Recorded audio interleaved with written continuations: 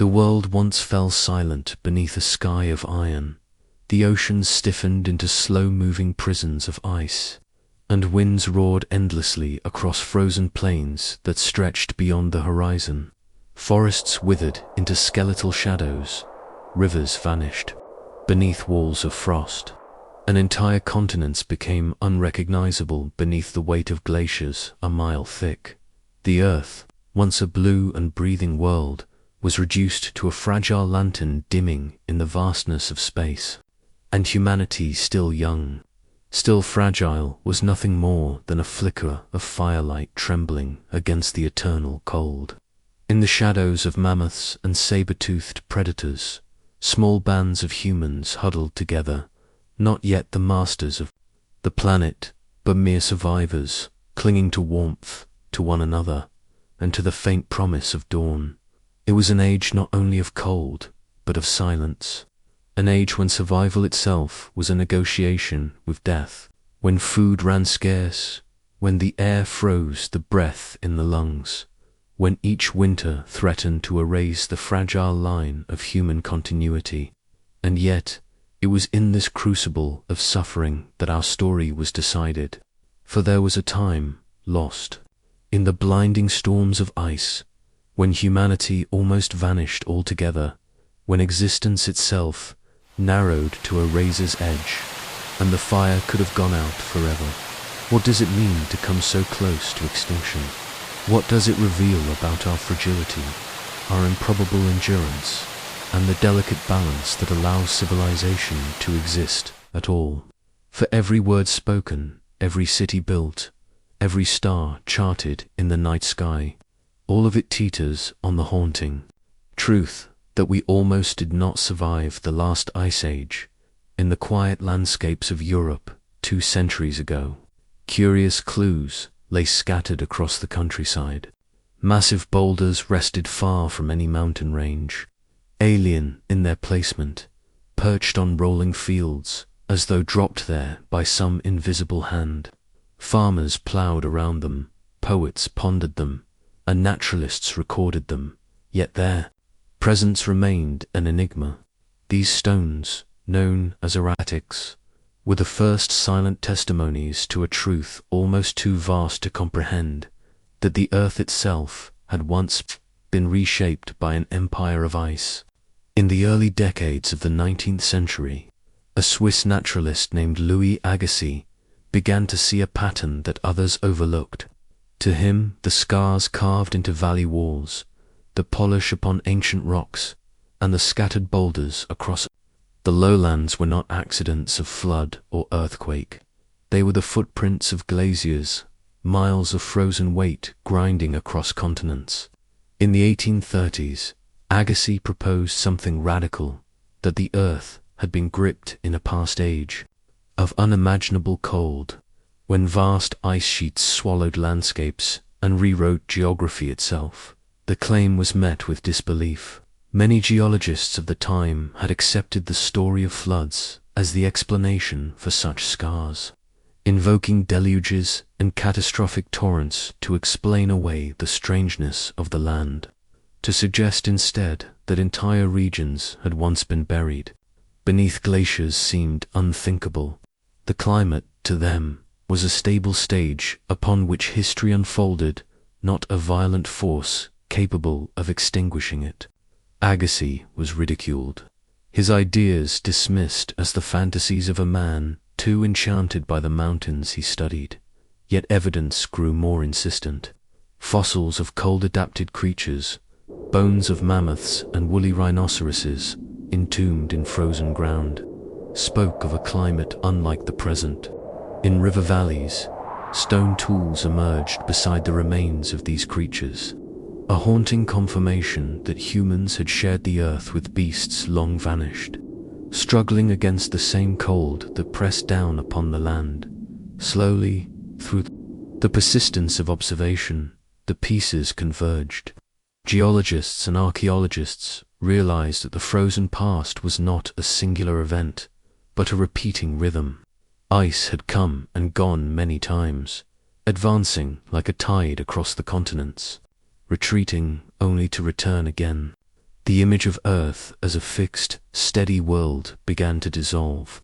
Instead, it became a planet, in motion, its climate swinging between warmth and desolation, its surface forever reshaped by cycles measured not in centuries, but in tens of thousands of years. The discovery unsettled more than science. It unsettled philosophy itself. If the Earth was capable of such transformations, then permanence was an illusion. Civilization, agriculture, even survival, none were guaranteed. Humanity was revealed as a temporary flame, surviving not by mastery, but by chance, by adaptation, by the fragile endurance of ancestors who had endured winters that seemed eternal. The Ice Age was no longer myth, no longer speculation. It was written into the very bones of the planet. And with that recognition came a haunting truth, that humanity had not merely observed these frozen cycles from a distance. It had lived within them. It had nearly been erased by them. The landscape of Europe in the 19th century was not merely a stage for pastoral beauty. It was a silent archive of mysteries carved by forces long vanished. Across the fields of Switzerland, Germany, and France, boulders the size of houses sat stranded in open country, far removed from any mountain. Strong enough to have birthed them, their surfaces bore scratches and striations, as if dragged by some immense hand. To those who first noticed them, farmers guiding ploughs, walkers tracing the edges of valleys, they seemed almost supernatural in origin, relics of a forgotten catastrophe. Some believed they had been carried by the biblical flood, swept across the earth by waters of divine wrath.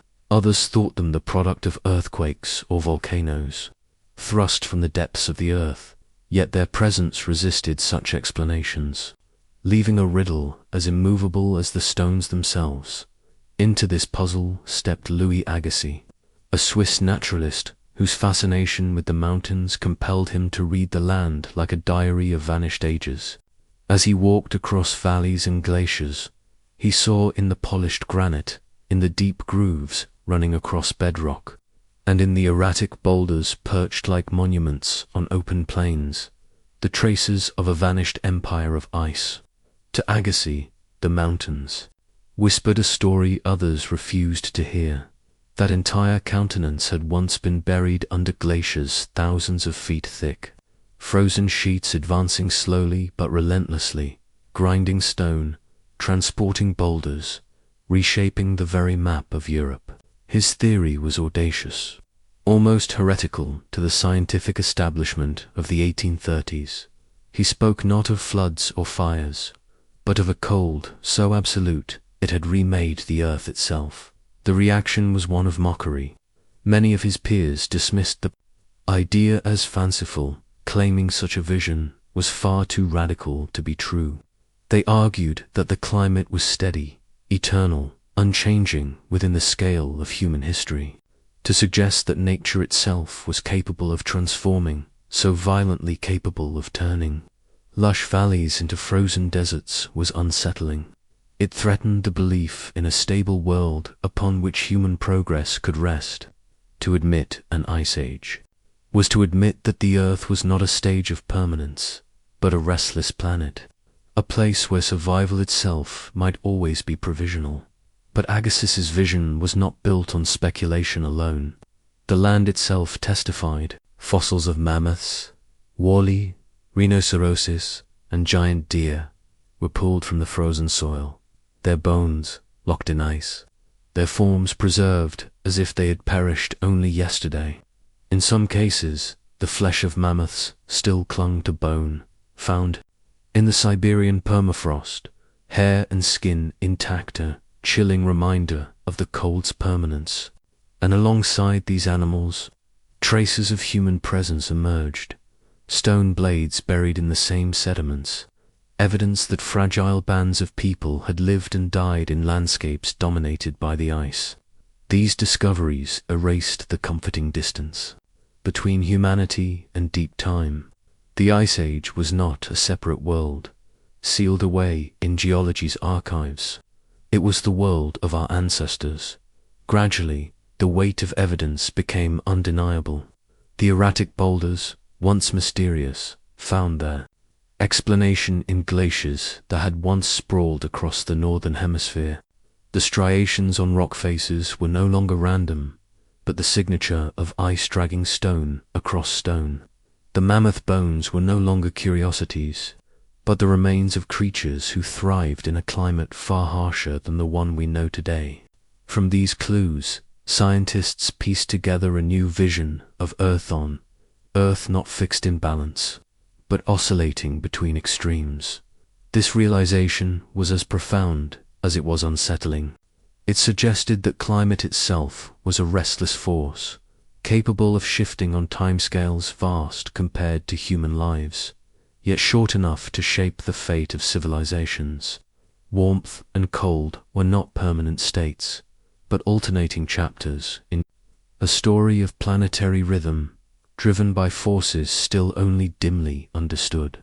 Humanity, far from being the master of nature, was revealed as a species that had stumbled into existence on the edge of this cycle, surviving by adaptation, by chance, by the fragile thread of endurance stretched through deep time. The discovery reframed everything. If the Earth could swing into ages of ice, if entire continents could vanish beneath glaciers, then permanence was revealed as illusion. What had seemed eternal, the forests, the rivers, the fertile lands, were only moments in a shifting pattern of warmth and desolation. To live in such a world was to realize that survival was never guaranteed. The Ice Age was not just a chapter of geology, it was a shadow cast over human history itself. And within that shadow lies the haunting truth that humanity nearly vanished in its depths, and that everything which followed, every city, every story, every dream of the stars, was possible only because that fragile flame did not go out. The idea of a frozen Earth did not slip quietly into the halls of science. When Louis Agassiz first stood before his peers and declared that glaciers had once stretched like vast continents of ice, the reaction was laughter. Mile-thick ice sheets, burying the lands of Europe, creeping across plains and mountain ranges alike, seemed absurd, a tale more fit for myth than for geology. The intellectual world of the early 19th century was not prepared for such a vision. The Earth, in their minds, was a place of stability, of gentle changes occurring over vast ages. To imagine that whole climates could collapse into frozen silence, that oceans and forests could vanish beneath relentless ice, was to imagine a planet untethered from order. Agassiz was mocked as a dreamer, a man too infatuated with the glaciers of his homeland to see beyond his own mountains. Yet the evidence he marshaled could not be erased. The valleys of Switzerland bore the unmistakable polish of moving ice. Great moraines, ridges of stone and gravel, lay piled in patterns no flood could explain. Across northern Europe and even into North America, the same strange signatures appeared. Striations scratched into bedrock, erratics resting far from their origin, sediments filled with the remains of creatures adapted to cold. If one followed the trail, the conclusion was inescapable. The glaciers had once been vast enough to cover entire continents. As these ideas spread, they did more than shift geology. They cracked open philosophy itself. If climate could change so violently, what did that mean for the permanence of the human world? Civilization had risen in the warmth of a stable Holocene climate. Agriculture, cities, writing these fragile constructs depended on seasons that repeated with reassuring rhythm. To accept Agassiz's vision was to accept that such stability was an exception, not a rule. The planet's past was not calm, but mercilessly cyclical, swinging between extremes of heat and cold, with little concern for those who lived upon it. Humanity's achievements, when seen against this backdrop, looked less like monuments and more like temporary shelters built in a pause between storms. Even Charles Darwin, who was reshaping biology with his theory of evolution, was compelled by the Ice Age's implications. To him, the frozen epochs were not only geological curiosities, but crucibles of natural selection. If whole ecosystems could collapse beneath the weight of ice, then species would be driven to adapt, to migrate, or to perish. The shifting climate was not just a backdrop to evolution, it was one of its engines. Extinction, once thought rare, was revealed as the constant shadow of life. Humanity itself, Darwin realized, was no exception to these laws. The same forces that had shaped the beaks of finches or the shells of mollusks also loomed over mankind, ready to extinguish it should the balance tilt too far. Still, resistance lingered. The image of ice sheets devouring landscapes was too immense, too unsettling, for many to accept easily. The debate raged across lectures and journals, skepticism colliding with the mounting weight of evidence. But decade by decade, the pieces aligned. The discovery of glacial deposits across North America confirmed that the phenomenon was not confined to Europe. Fossilized pollen revealed shifts in ancient vegetation, forests giving way to tundra to grassland, in patterns that mirrored the advance and retreat of ice. The Earth's surface told a consistent story, written in stone, sediment, and fossil. The theory once mocked, as fantasy hardened into fact, and with this acceptance came unease. For if the planet had frozen before, it could freeze again. If warmth and stability were temporary, then humanity's place in time was not secure. The Ice Ages revealed that nature was not a gentle caretaker, but an indifferent architect, sculpting worlds without concern for the lives inhabiting them. The climate was not a steady rhythm, but a shifting tide, and within that tide, humanity was only a flicker of warmth, preserved not by inevitability, but by the narrowest of chances. The first reactions to the Ice Age theory were not just scientific arguments, they were the stirrings of a deeper recognition that beneath the surface of stability lay a world governed by forces immense and merciless, a planet that had nearly extinguished the fragile flame of humanity before civilization could even begin. The discovery was not only geological, it was existential. The halls of European science in the mid-19th century were alive with tension. Agassiz's lectures drew both fascination and derision, his words conjuring visions of landscapes buried beneath silence. To some, the idea was intoxicating, a revelation that opened windows into a hidden past. To others, it was deeply unsettling, a threat to the very framework of geology. The prevailing view had long been shaped by uniformitarianism, the principle that the present was the key to the past, that slow and steady processes explained the features of the earth. Mountains rose through imperceptible uplift, valleys carved by rivers wearing down stone grain by grain, but glaciers swallowing continents, that spoke of catastrophe, of upheaval beyond imagination. It seemed a return to an older worldview of violent cataclysms, one science thought it had escaped. And so, Agassiz became a polarizing figure, visionary to some, reckless to others. Beyond the scientific quarrels lay a deeper unease. For if the Earth had frozen so recently within the time span of human existence, then stability was an illusion. Climate was not a fixed background, but a restless protagonist in the drama of life. The thought carried a quiet terror. If it had happened once, it could happen again. What would that mean for humanity's fragile place upon the planet? In the whispers of scientific debate, one could hear the echo of something larger, a confrontation with impermanence itself. It was not only Agassiz's data that began to shift minds, but the chorus of evidence rising from other corners of science. Fossils revealed faunas that did not belong to temperate climates, but to tundra. The bones of mammoths, frozen in permafrost with flesh still intact, testified to a world gripped by cold. Striations carved into bedrock told of ice-dragging stones. Like claws across the earth, ancient moraines and ridges of debris lay silent but eloquent, marking the boundaries of vanished glaciers. To deny the story was to deny the very surface of the earth. Slowly, resistance softened, though never without reluctance.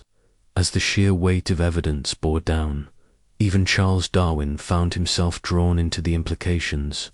His observations aboard the Beagle had already hinted at ancient climates far different from the present. Now, in the framework of glaciation, he saw a mechanism not only for shaping landscapes, but for driving evolution itself. Ice, in its merciless advance, would have extinguished some species while pressuring others to adapt, selecting traits for endurance and resilience. Extinction was no longer rare but common, a constant shadow cast by shifting environments. Humanity, Darwin understood, was not exempt. Just as finches' beaks bent to the demands of food scarcity, so too would humans bend or break beneath the weight of ice. The acceptance of ice ages brought with it an unfamiliar perspective that the story of Earth was not linear progress towards stability, but a pendulum swinging between extremes. Warmth was not the default state of the world, but a gift, a fleeting reprieve from an ancient rhythm of glaciation. Civilizations, if they ever arose, would always be built upon unstable foundations, flourishing only in the brief intermissions between eras of desolation. This realization whispered something haunting. Perhaps humanity's presence was not destiny, but accident, a fragile flame surviving by chance through intervals of mercy. The scientists who wrestled with these questions stood at the threshold of a new understanding, yet they did not step through lightly. To accept Agassiz's vision was to confront a new kind of vulnerability, one that no empire or invention could master. It was to admit that humanity's story had unfolded not on a stable stage, but on shifting ice, that at any moment the curtain could fall again, and the fragile thread of continuity might snap. The laughter that once greeted Agassiz's claims faded not because his peers embraced comfort, but because the land itself had rendered judgment. The earth's scars spoke more powerfully than ridicule. The glaciers had come, and they had nearly erased all trace of those who lived through them.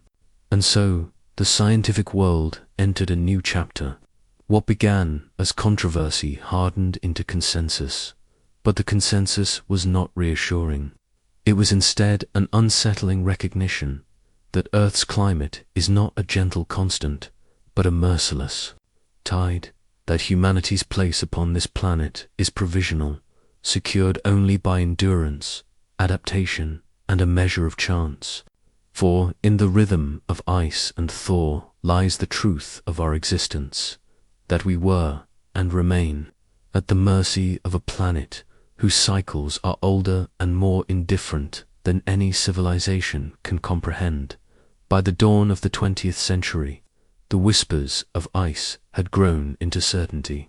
Geology, no longer confined to surface scars and scattered boulders, began to probe deeper, drilling into sediments, analyzing the layers of earth as though they were the pages of a buried chronicle.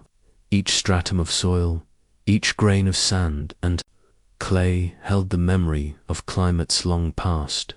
In these quiet records, the pulse of the planet began to reveal itself. The Ice Age was not a singular catastrophe, frozen in distant history, but part of a recurring rhythm, a cycle of advance and retreat that reached back hundreds of thousands of years. The cycles were written most clearly in the cores of the ocean floor. From the mud and the shells of ancient plankton, scientists extracted a climate diary stretching back nearly 1 million years.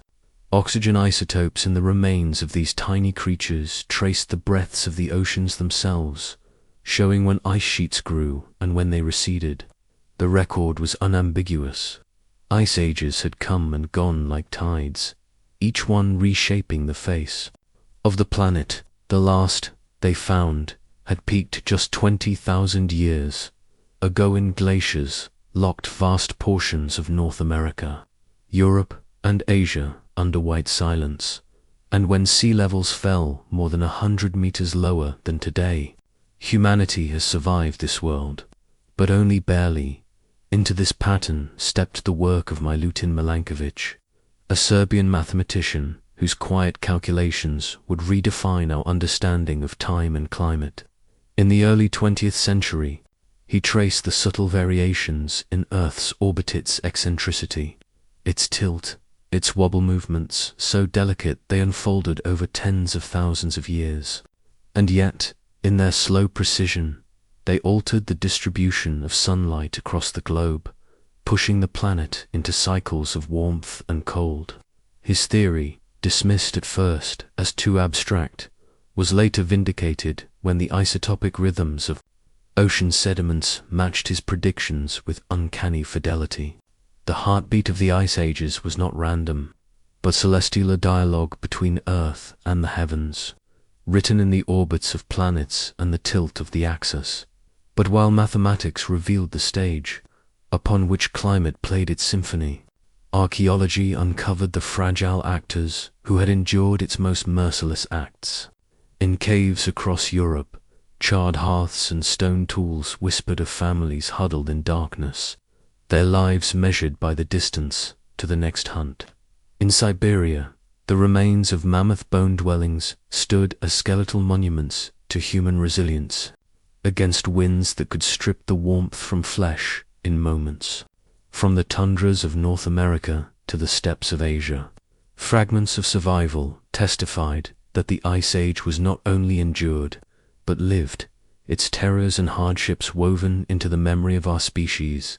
Yet even survival was precarious. Modern genetics has traced a haunting possibility that during the harshest episodes, humanity's numbers may have fallen to a narrow bottleneck, perhaps no more than a few tens of thousands scattered across continents, isolated in refuges of relative warmth. In this fragile span, the continuity of human existence depended on chance encounters, on the endurance of small bands who carried forward the possibility of all who would follow. Every city, every story, every dream of future generations was carried as a genetic ember through that bottleneck, as if humanity itself were a single fragile thread stretched across the abyss of time. Had the thread snapped, had the cold been deeper, the food scarcer, the catastrophes harsher, then the long arc of civilization would never have begun.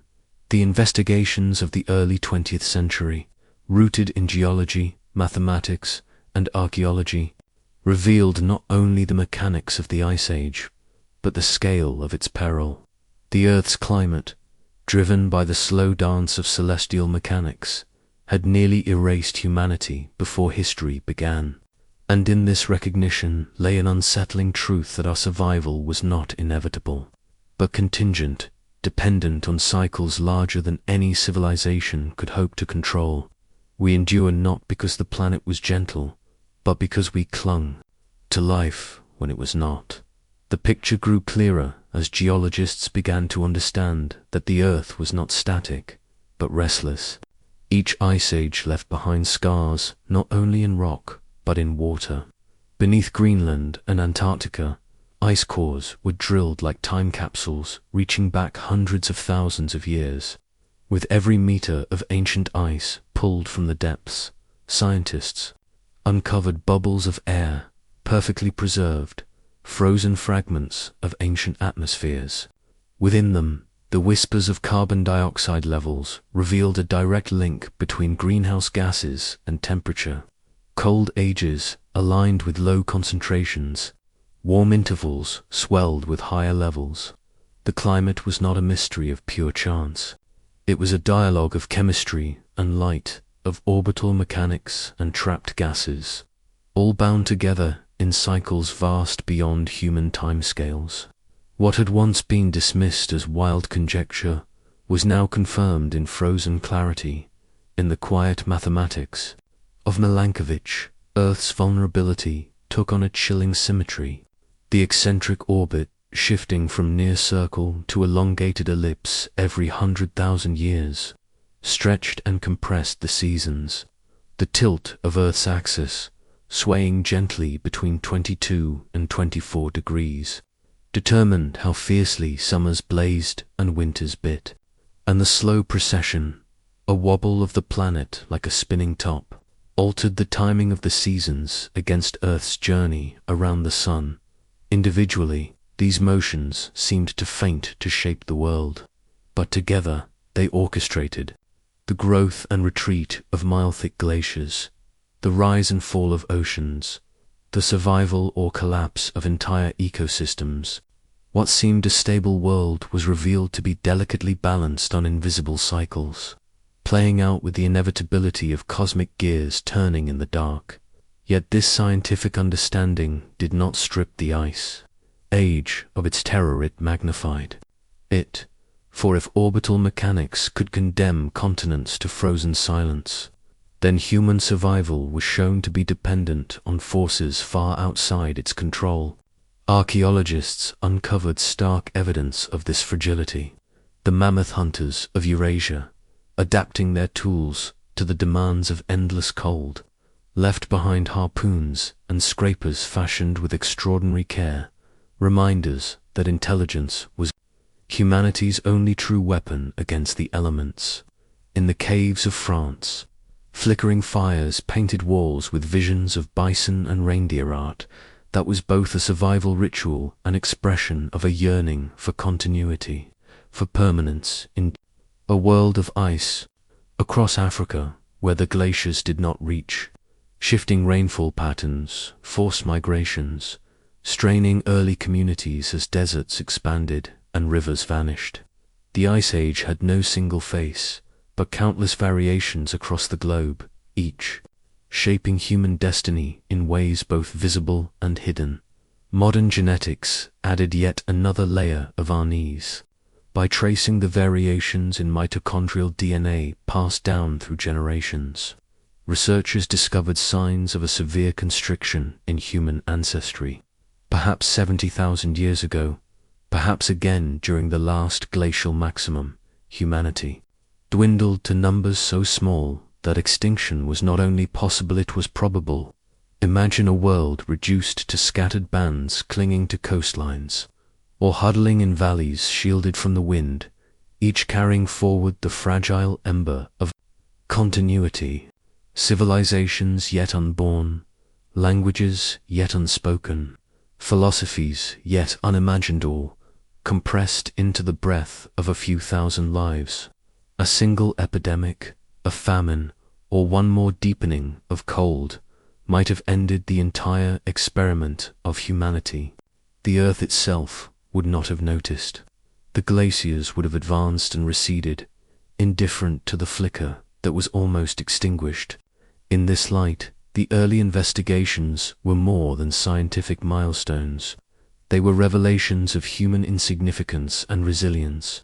The Ice Age was no longer a mythic past of fire and frost, but a reminder that human survival had always been provisional. Each discovery, whether of isotopes in the shells of plankton or tools buried in frozen ground, underscored a philosophical truth. The stability of climate was an illusion, a brief window of reprieve. Humanity walked a narrow bridge across an abyss of cold, never certain if the bridge would hold by the middle of the 20th century. Science no longer looked only at the surface of the Earth to understand its frozen past.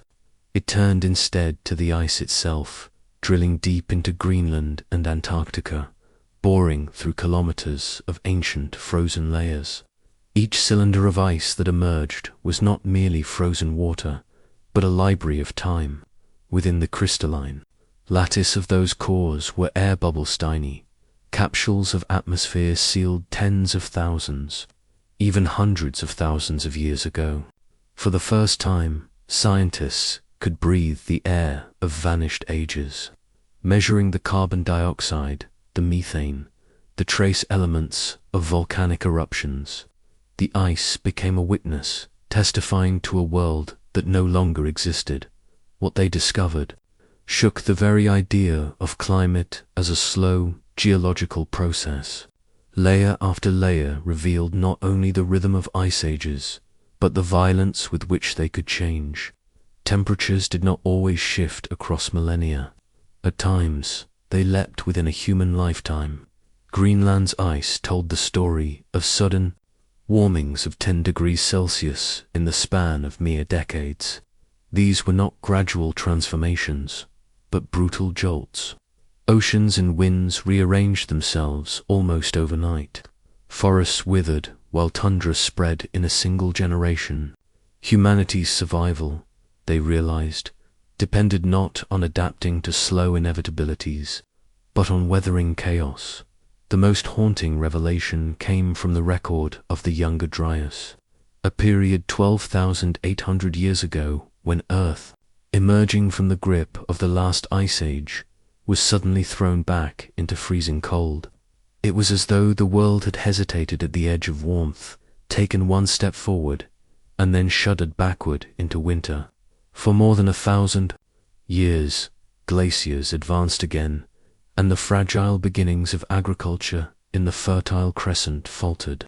The cause is still debated, perhaps a surge of fresh meltwater disrupting the Atlantic currents, perhaps a cometary impact scattering dust into the skies.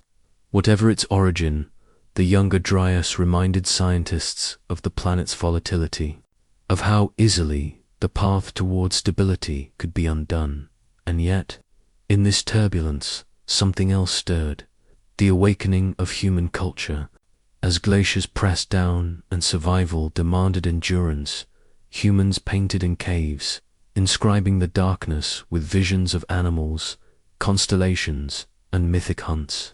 The walls of Lascaux, Chauvet, and Altamira flickered with firelight, transforming stone into living history.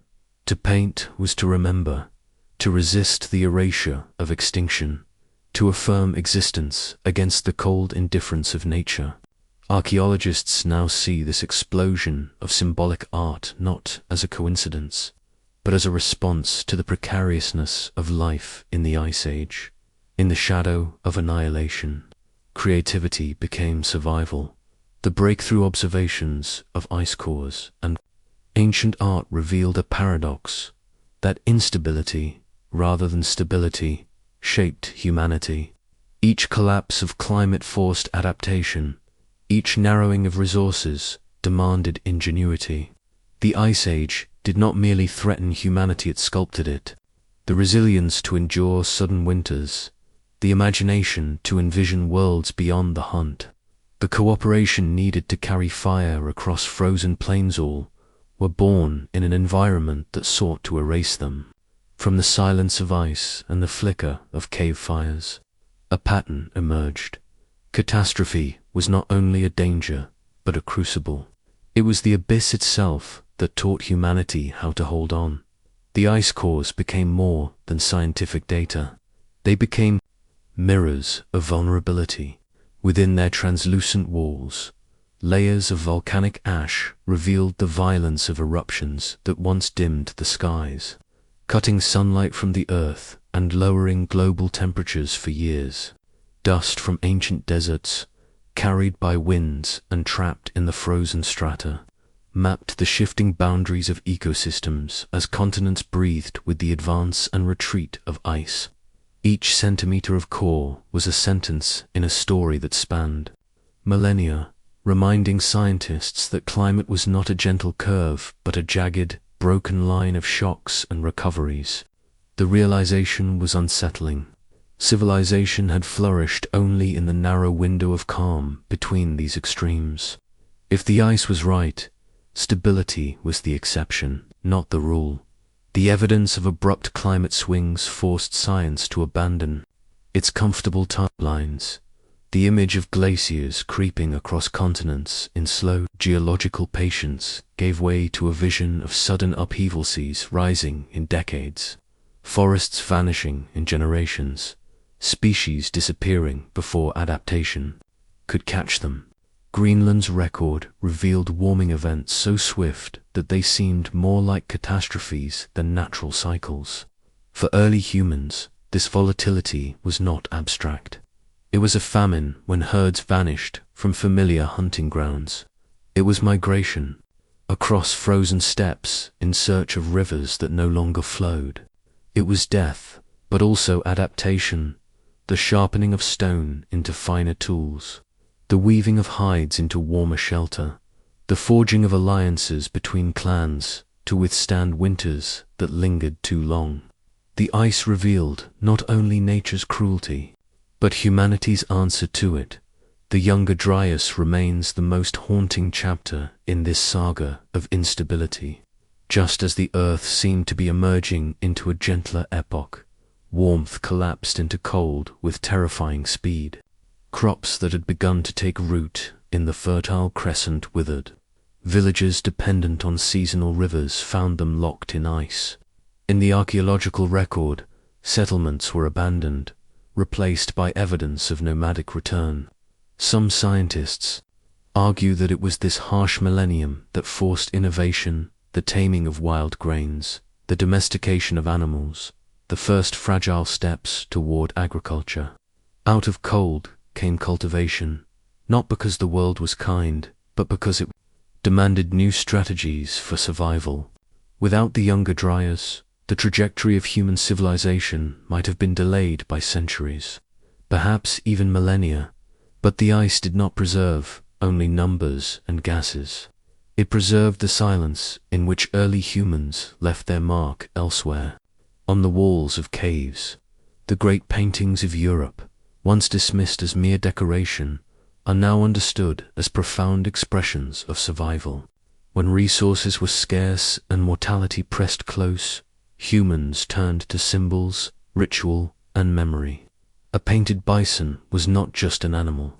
It was a prayer for the hunt, a preservation of knowledge, a reminder of continuity across generations. The flicker of torchlight across these images was more than illumination, was defiance. Art became a bulwark against the void, a testament that humanity was more than hunger, more than fear, more than the ice that sought to erase it. In the interplay between scientific revelations and archaeological discovery lies a single, haunting truth. Humanity is a product of instability. The abrupt swings of temperature, the sudden collapse of ecosystems, the relentless uncertainty of survival all forced the species to adapt in ways no stable paradise could have demanded. Language, art, cooperation, and technology were not luxuries of peace. They were necessities of endurance. The Ice Age, once imagined as a threat narrowly survived, was also the crucible in which humanity was forged. The further science probed into the frozen archive of Earth's past, the more unsettling the story became. Behind the survival of humanity in the depths of the Ice Age, a question lingered like a shadow. How close did we truly come to disappearing? The record of bones, tools, and genes suggested a razor's edge, a line so thin that the entirety of human history, every city, every empire, every poem could easily have been erased before it ever began. Theories of refugia began to take shape. These were the sanctuaries, the small pockets of relative warmth where glaciers did not dominate and resources could still be found. In Africa, valleys sheltered by mountains and rivers may have cradled small populations of early humans, while in Europe and Asia, coastal plains exposed by lowered seas offered temporary respite from the encroaching cold. In these havens, tiny communities endured, bound by kinship, firelight, and the fragile thread of memory. They were not conquerors of their world, but its guests, surviving in corners overlooked by the advancing ice. Without such refuges, the species would have fractured and dissolved into silence. Yet the fossil record told another story, one of devastation. The Ice Age was not only harsh for humans, it was merciless to the giants of the animal kingdom. Mammoths, woolly rhinoceroses, saber-toothed cats, and towering ground sloths all vanished in the cold's long grip. Their decline accelerated by the spears and strategies of desperate hunters. Entire ecosystems collapsed and reshaped themselves, leaving humans not only to endure, but to adapt to a world continually emptied of its great companions. Each extinction was both an opportunity and a loss, forcing humans to invent, to diversify, to cling to whatever remained. Survival was purchased not in abundance, but in the narrowing of possibility. Genetic studies added weight to this fragility. The patterns written in human DNA pointed towards severe bottlenecks in population, moments when diversity shrank to the barest minimum. Some estimates suggested as few as a few thousand individuals, scattered across continents, carried forward the lineage of all who live today. In this light, humanity's story is not one of inevitable triumph, but of improbable persistence. The margin was terrifyingly small. A few more centuries of deepened cold, a few more misfortunes of famine or disease, and the story would have ended before it began. This realization brought with it a profound emotional weight. Was survival a testament to ingenuity, to fire, to the shaping of tools, to the spark of imagination that painted walls in the dark? Or was it a chance and accident of geography, of timing, of a climate that relented just enough for a fragile ember to burn brighter? The Ice Age did not answer. It offered only the silence of glaciers and the scattered echoes of human life pressed against the limits of endurance. And so survival becomes both a triumph and haunting reminder. To endure the Ice Age was to win the rarest lottery in the history of life.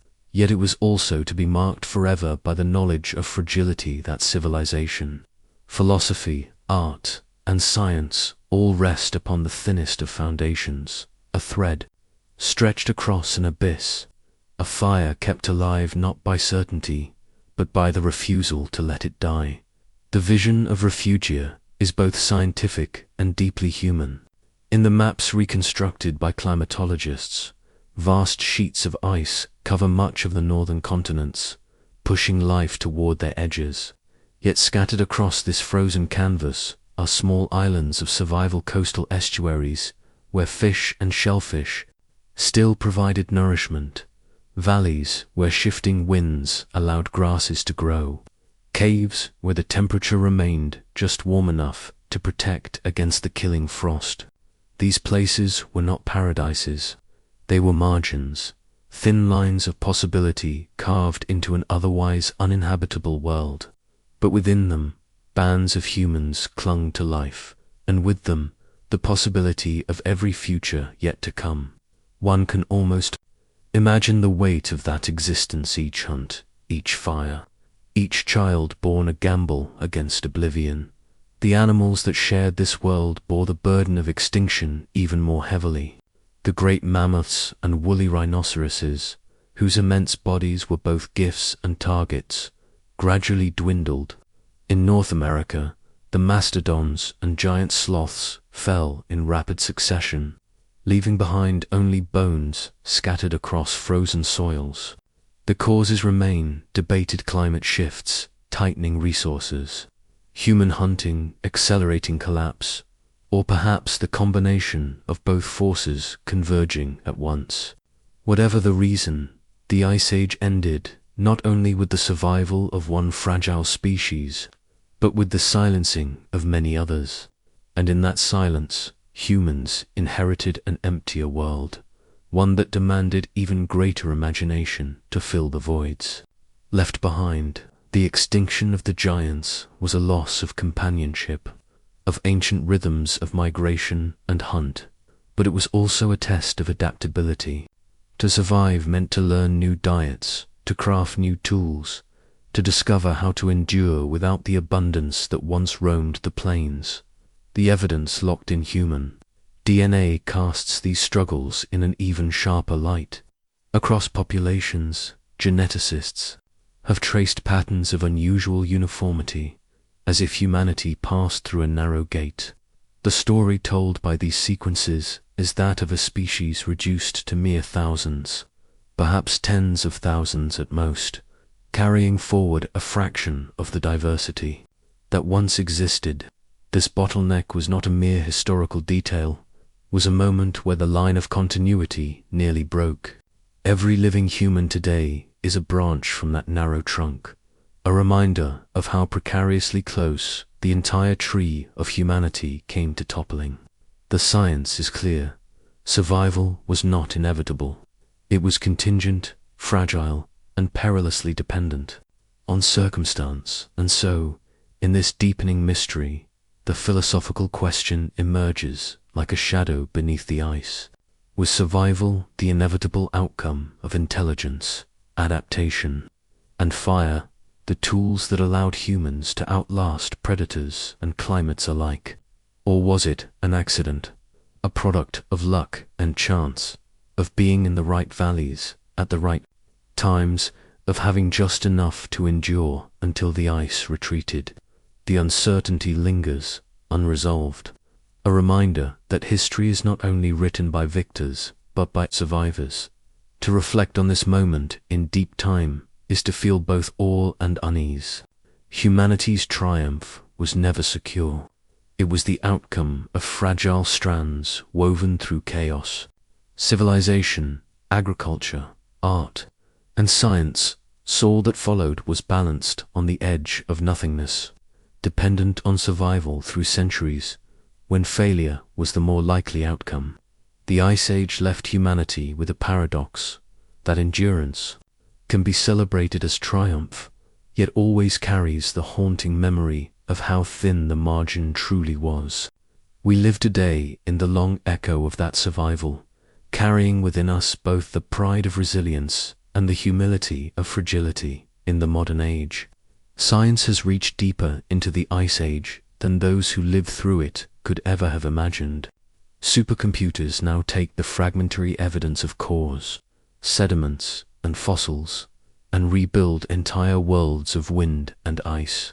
Climate models, vast and intricate, resurrect the jet streams of 20,000 years ago, the shifting monsoons of Africa, the corridors of warmth and cold that dictated the movement of herds and humans alike. In glowing grids of numbers and algorithms, the Ice Age breathes again, not as myth, not as conjecture, but as a dynamic, living system. Each simulation carries with it a sobering reminder: the patterns of cold were not uniform, but violent mosaics. A river valley could be temperate, while a plateau nearby lay under endless snow. For those who walked the earth then, survival depended not only on endurance, but on navigating a fractured, unpredictable planet. At the same time, the story of the Ice Age is haunted by deeper forces, cataclysms that may have shaped its sharpest turns. Volcanoes, when they tore themselves open, sent veils of ash into the skies, blotting out sunlight, and lowering global temperatures for years. The memory of such eruptions lies in the ice cores, thin layers rich with sulfur and ash, fingerprints of supervolcanoes like Toba 74,000 years ago. Its eruption may have plunged humanity into darkness, perhaps aligning with one of the genetic bottlenecks still visible in our DNA. Some scientists see in this event the very brink of human extinction. An Earth dimmed, harvests failed, and populations reduced to scattered remnants. Others turn their gaze higher, to the heavens. Among the more controversial ideas is the so-called Clovis comet hypothesis, that fragments of a cosmic body struck North America around 12,800 years ago, unleashing fires across the continent, filling the sky with dust, and perhaps triggering the younger Dryas freeze. Though fiercely debated, the idea reflects the ever-present vulnerability of life on Earth, not only to its own climate cycles, but to the caprice of the cosmos. Whether true or not, the hypothesis mirrors a deeper truth. The boundary between survival and extinction has always been thin, shaped by forces beyond human control. Yet within this crucible of chaos, humanity itself was transformed only culturally, but physically. Ancient genomes extracted from bones and teeth tell the story of adaptation written into the body. variations in genes affecting fat storage, skin pigmentation, and metabolic efficiency reveal populations sculpted by cold. Those who endured in the north carried adaptations for conserving heat, for processing a diet heavy in fat and protein, for surviving in light-starved winters. These changes were not choices, but necessities, carved into DNA by the relentless selection of the Ice Age. And beyond physiology lay the strategies of survival, the mastery of fire, the crafting of shelters against storms, the precision of cooperative hunting. Archaeology reveals hearths carefully arranged, circles of mammoth bones forming protective walls, tools honed to fracture ice and skin hides. Survival was not the triumph of the individual, but of the group, families and clans bound together, sharing warmth, food, and knowledge. Cooperation was not an ideal, it was life itself. The Ice Age taught humanity that to endure meant to be more than a single spark. It meant to be a fire carried together, across generations, across landscapes that sought to extinguish it. The extreme edge of science, from volcanic eruptions to cosmic impacts, from ancient genomes to climate models, does not diminish the mystery of the Ice Age. Instead, it sharpens it.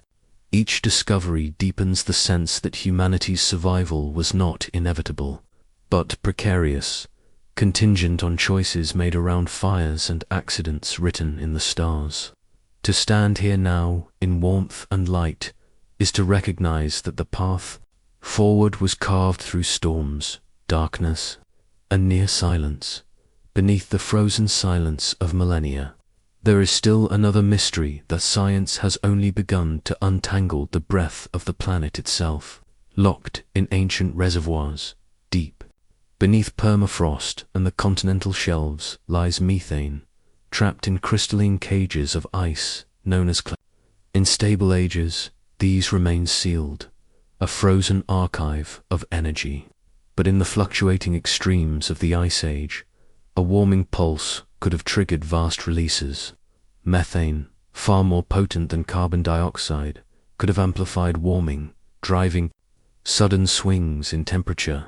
The record of these pulses whispers in the ice core spikes that rise not over centuries, but within mere decades. The idea that such invisible forces, buried beneath ocean beds, could reshape the fate of entire continents gives new weight to the fragility of Earth's climate balance. It suggests that humanity's survival was bound not only to the harshness of cold, but also to the volatility of unseen gases stirring in the deep. Reconstructed weather systems paint a world of violent contrasts. Storm tracks spiraled southward, sweeping over what is now the Mediterranean with ferocity unknown today. Dust storms rolled from drying steppes, choking valleys and feeding glaciers with the very particles that hastened their growth. Monsoons shifted, rivers changed their courses, and deserts expanded and contracted with bewildering speed. In Europe, sheets of ice sculpted the land, carving fjords, scattering erratic boulders, and etching scars into stone. In the tropics, rainforests withered into patchwork savannas, altering the migration of animals and the lifelines of the people who hunted them. The Ice Age was not a simple freeze, but a living, breathing organism of chaos, a planet caught in rhythms both predictable and sudden, where every valley and plain bore the imprint of climate's restless hand. And within this shifting theater, humanity's cultural evolution became indistinguishable from its survival strategies. Fire was no longer only a source of warmth, it was an instrument of landscape engineering. Evidence suggests that humans used controlled burning to manage grasslands, drive game, and maintain foraging grounds. Tools became increasingly sophisticated, reflecting not only functional necessity but also an inheritance of knowledge passed down through countless winters. Cave paintings, etched and painted under the flicker of firelight, may have carried more than artistic meaning. They may have been mnemonic devices, teaching, recording, and binding communities through shared memory. In these dim chambers, surrounded by walls alive with bison, mammoth, and reindeer, culture itself became a survival tool, a way to transmit information through generations when the body could not endure alone. Yet the deeper the discoveries, the more unsettling the picture becomes.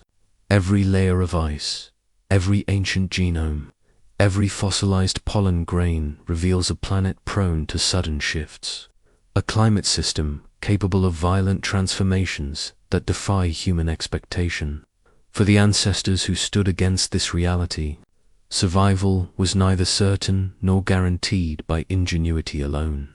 It was the convergence of adaptation, cooperation, and chance. A volcanic veil here, a shift in orbit there, a comet fragmenting in the sky, each held the potential to tip the balance.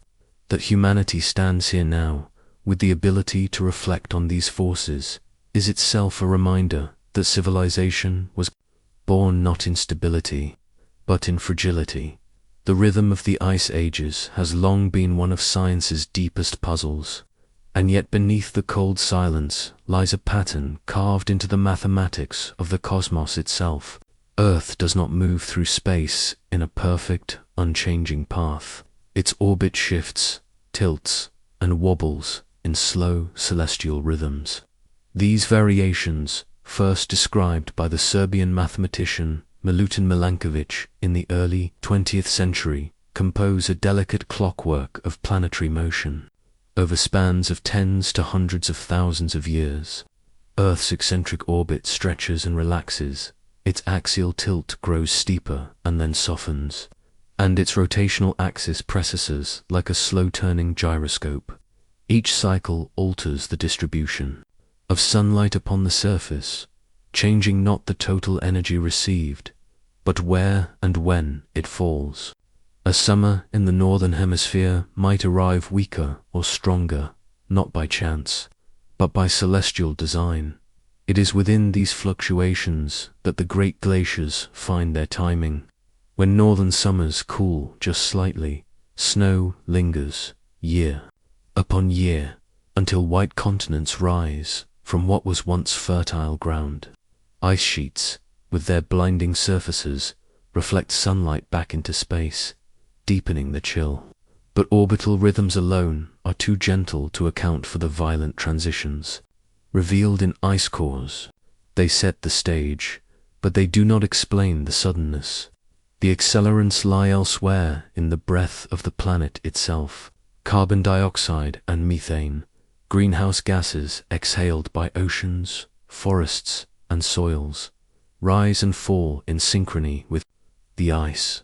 In warmer intervals, they amplify heat, thickening the atmosphere's blanket. In colder times, they withdraw, allowing frost to tighten its grip.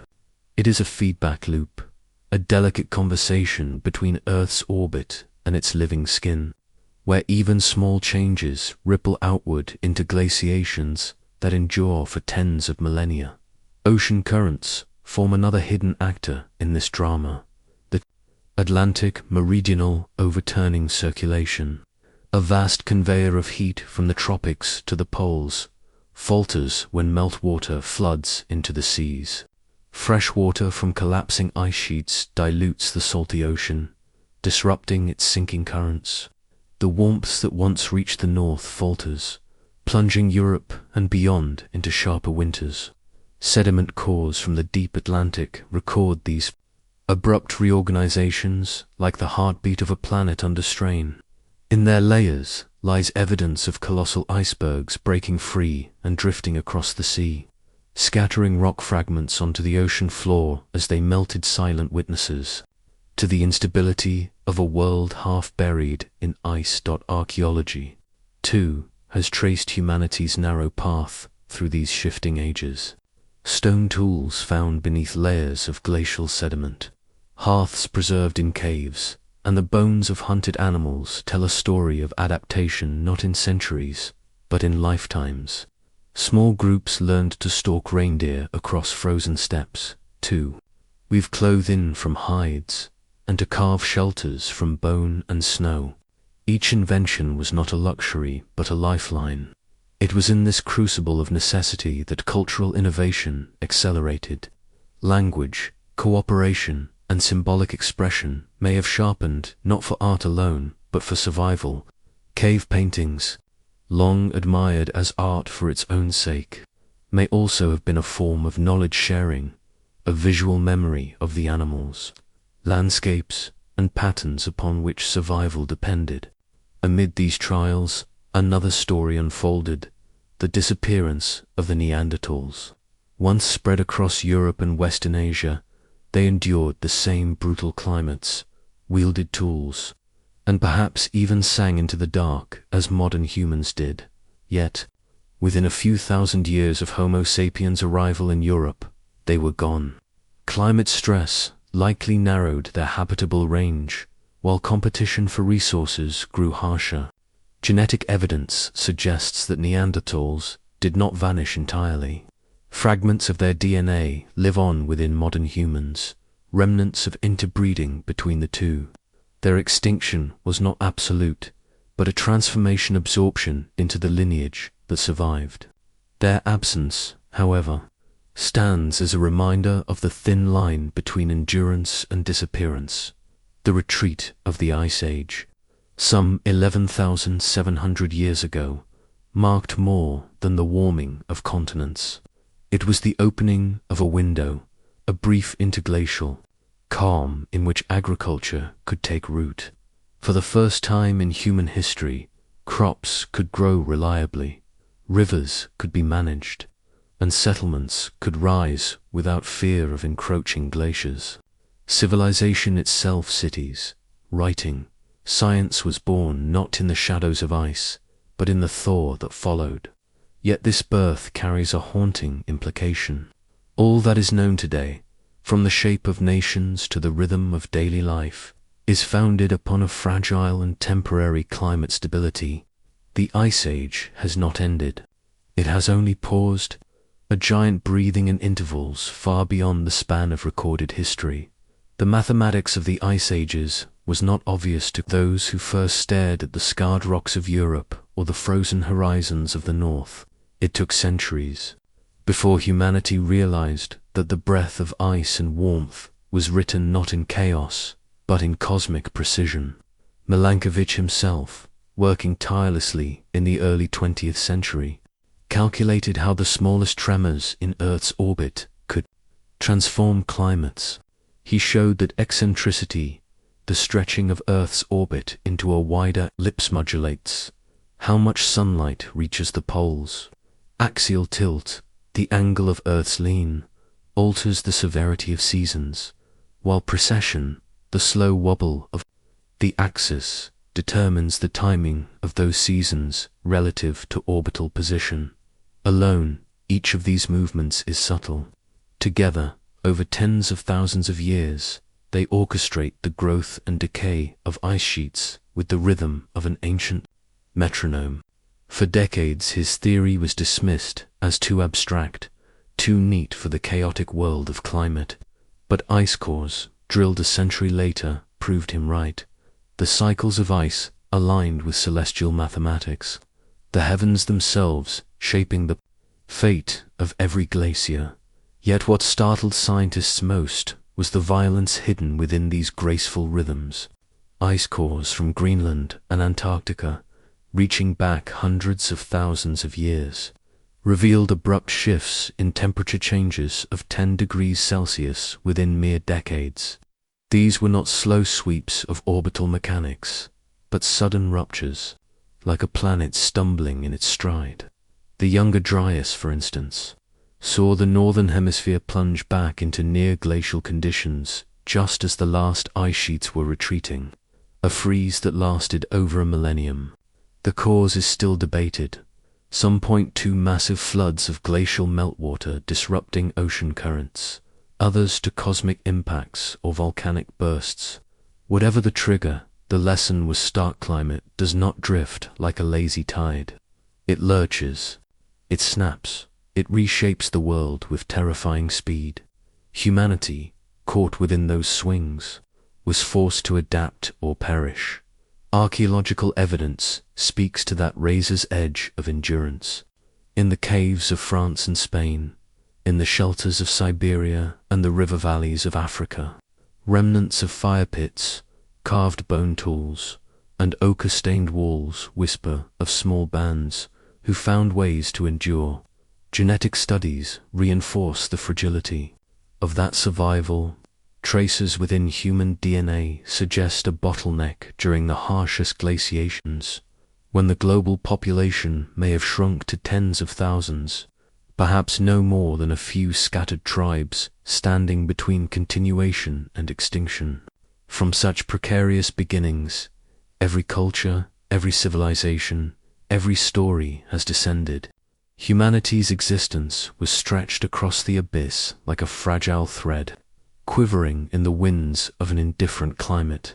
The extinction of the Neanderthals adds yet another layer of mystery to this chapter of survival.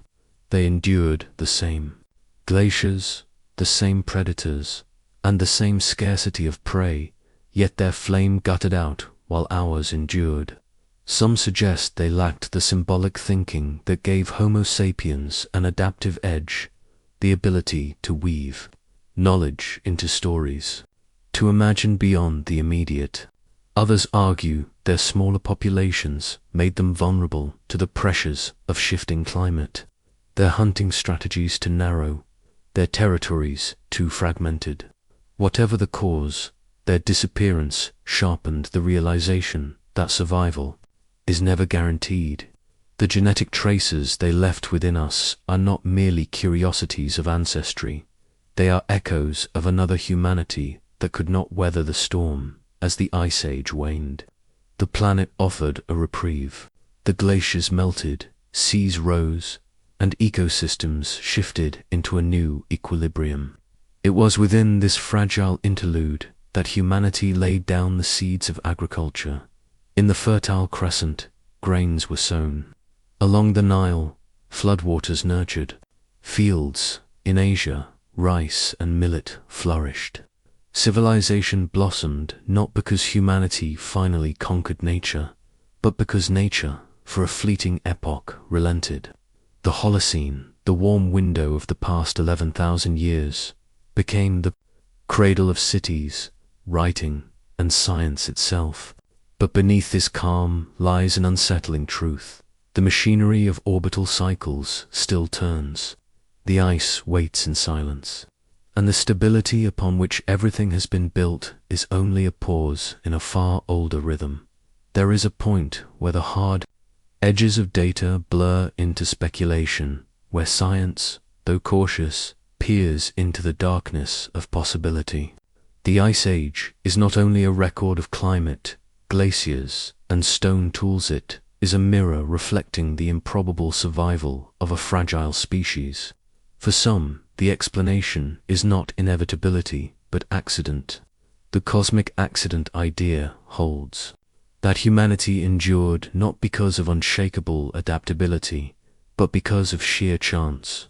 A few bands of survivors, sheltered in valleys or along coasts where the cold did not fully bite, may have simply happened to persist when countless others did not.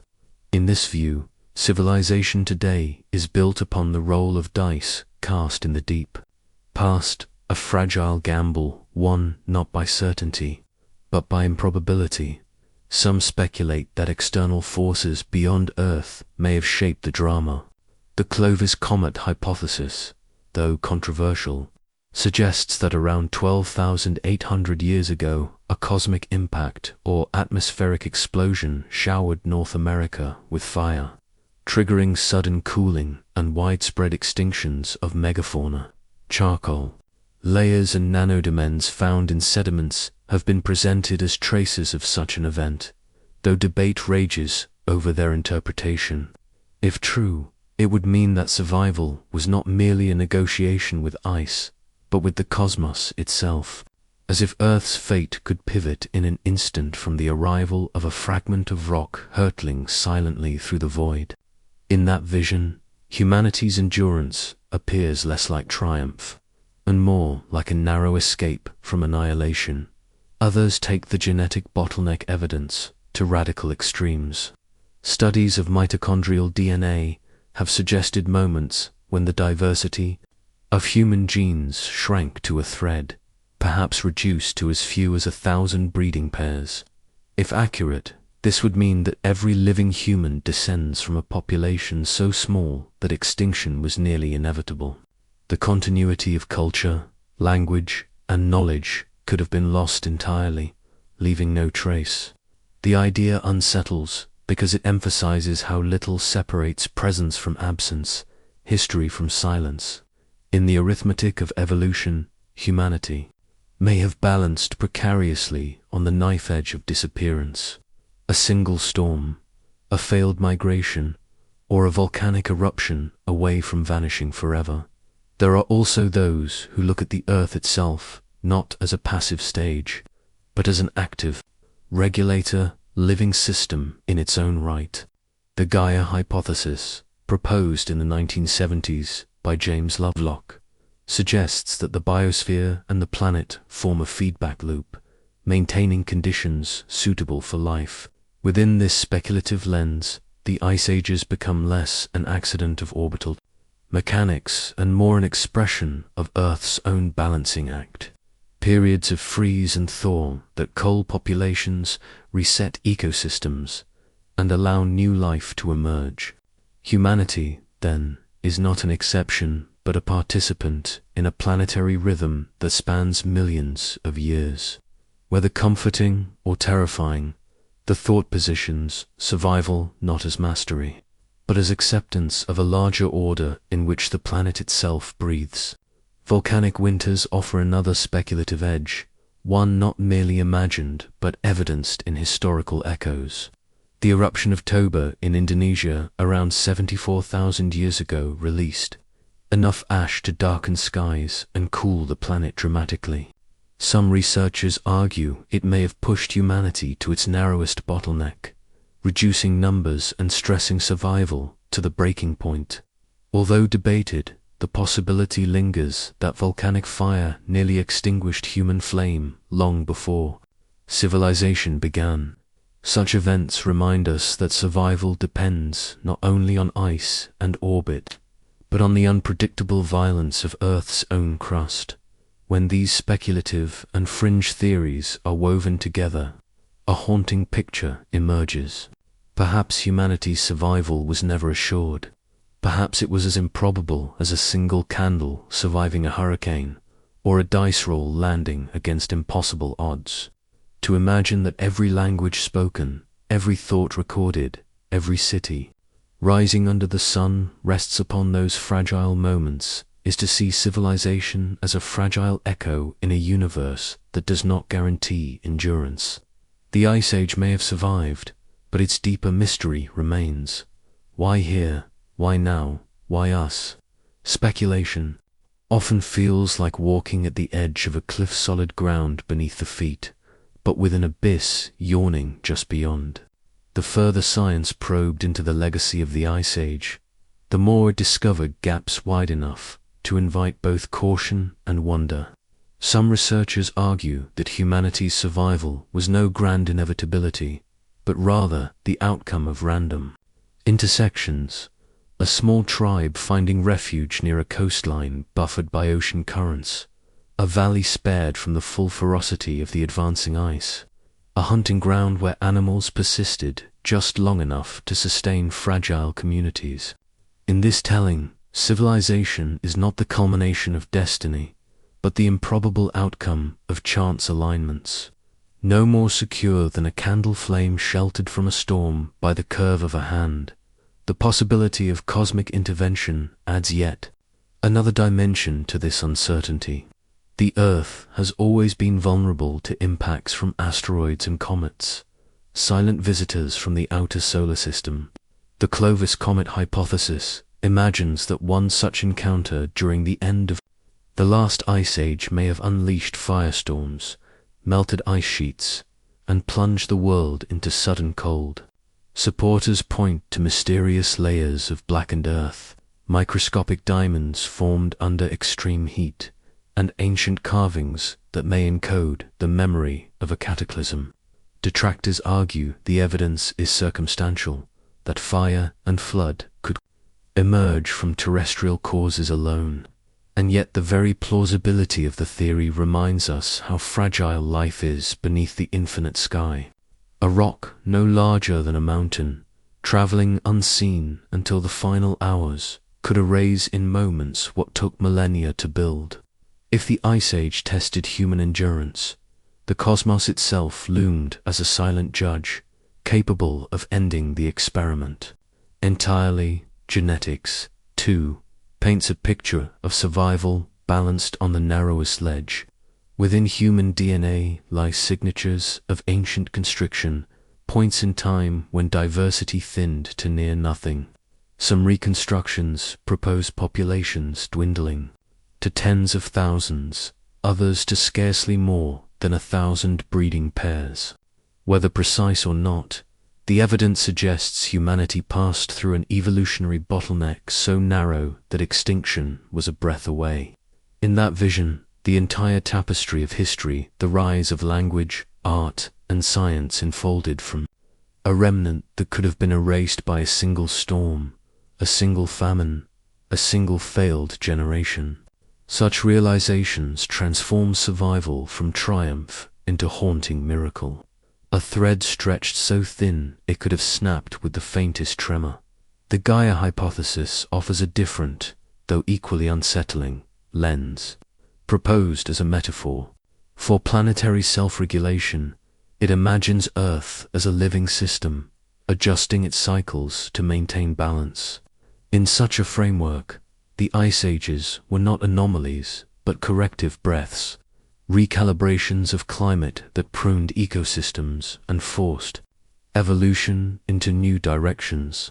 Humanity's brush with extinction, then, would not be a meaningless accident, but part of a planetary rhythm far older and deeper than human awareness. Whether literal or poetic, this view places survival within a larger story not of conquest over nature, but of coexistence within a system that grants continuity only by placing it at constant risk. And then there is fire, the fire of the earth itself. Volcanic eruptions have shaped climates throughout history, but some, like the Toba supereruption 74,000 years ago, carried the potential to cast the entire globe into shadow. Ash plumes high in the stratosphere may have dimmed sunlight for years, cooling temperatures, collapsing harvests of wild plants, and killing animal herds. If the genetic bottleneck indeed traces to this event, it would mean that humanity's survival hung not on ingenuity alone, but on the uncertain mercy of a planet whose crust can rupture without warning. The same Earth that provided refuge and nourishment could, in a single convulsion, erase almost all traces of its most promising species. In the end, these speculative theories converge on a single haunting meditation.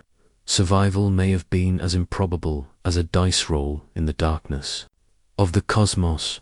If one valley had frozen deeper, one tribe had failed to find food, one comet had struck with greater force, or one eruption had lasted longer, there may have been no art upon cave walls, no cities upon riverbanks, no telescopes peering into the stars. The human story, in all its complexity, teetered on the edge of silence. That it continued at all is less a declaration of certainty than a reminder of fragility of survival that feels less like inevitability and more like a whisper that somehow endured against the howling winds of the Ice Age. Beneath the frozen heart of Antarctica, drills bore into silence. Layer by layer, they extract cylinders of ancient ice-time capsules of air, snow, and dust compacted over hundreds of thousands of years. Each sliver of frozen memory carries whispers from the deep past, volcanic eruptions that dimmed the sun, fluctuations in greenhouse gases that warmed or chilled the planet, faint traces of cosmic particles that rained down from distant stellar explosions.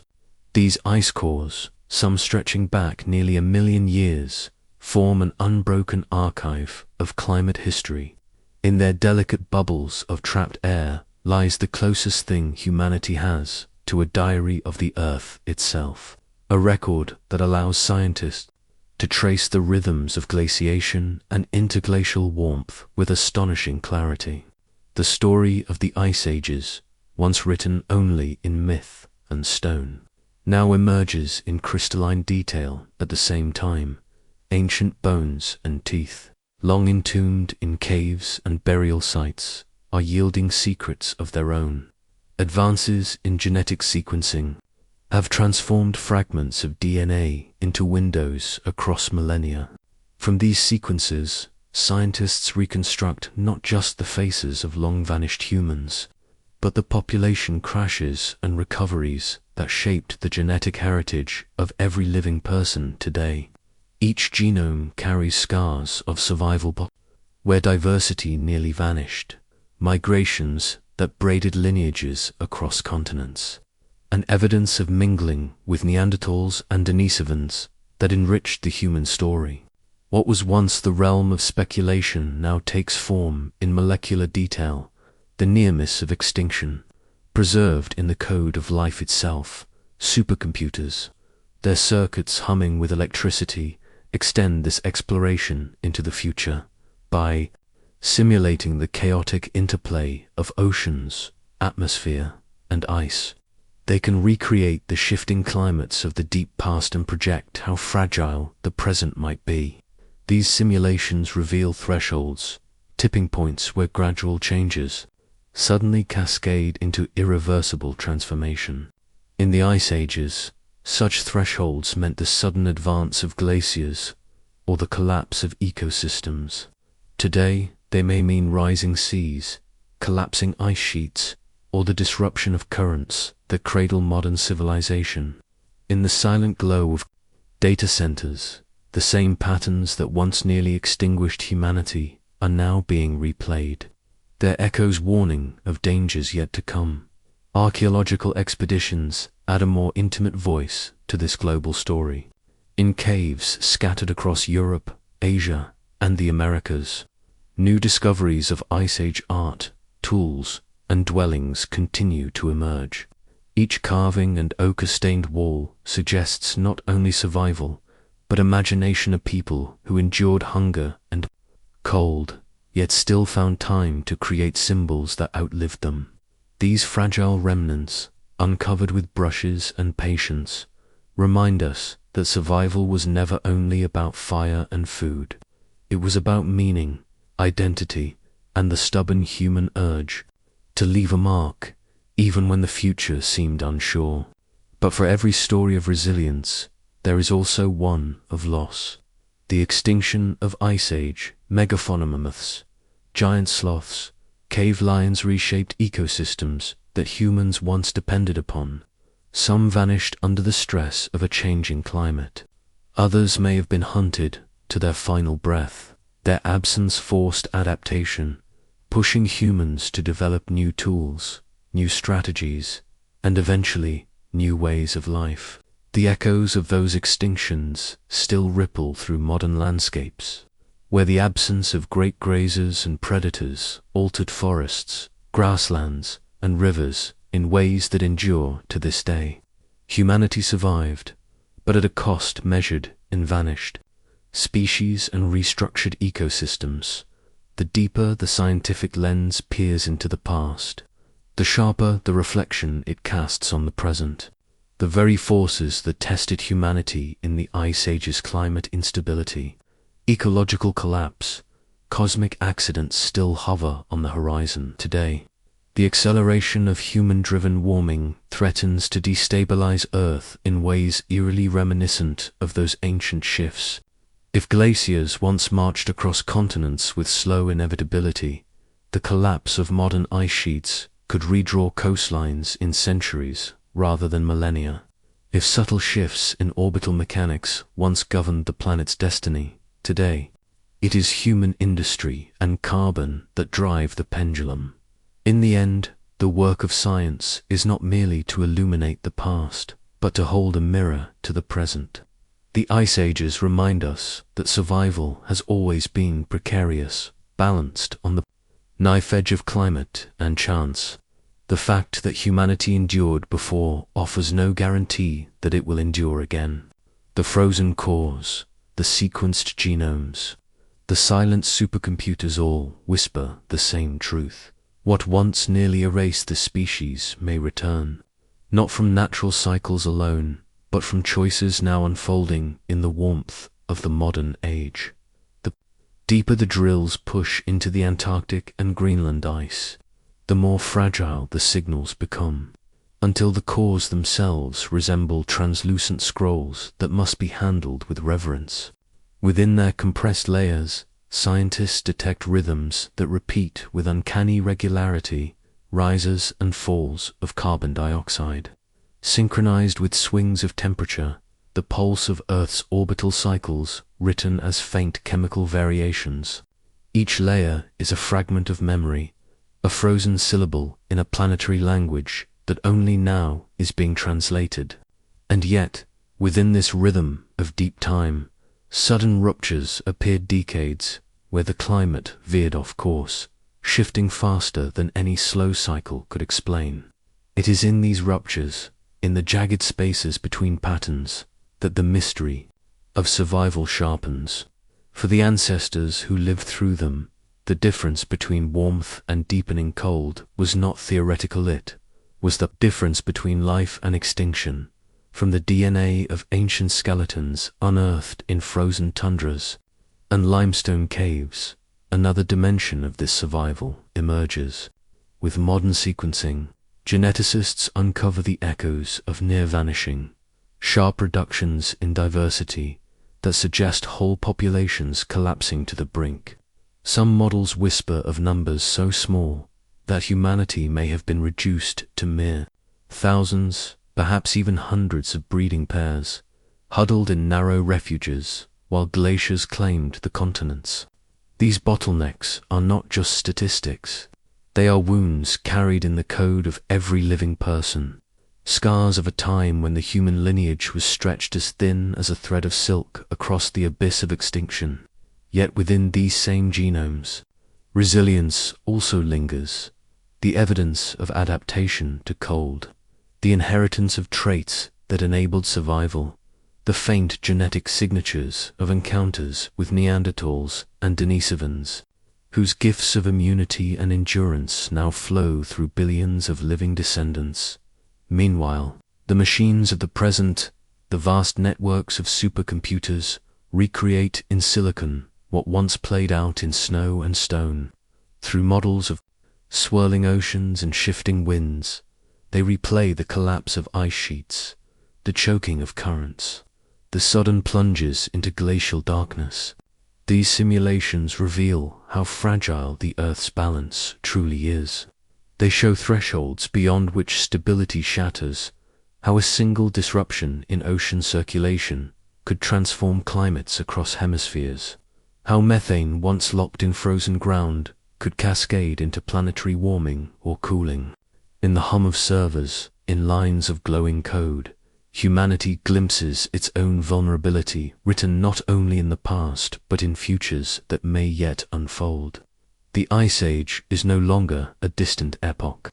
It is a mirror of possibility, reminding us that chaos can rise suddenly without mercy. When delicate balances are broken, archaeologists, kneeling in caves and windswept shelters, bring a human face to this vast and abstract drama.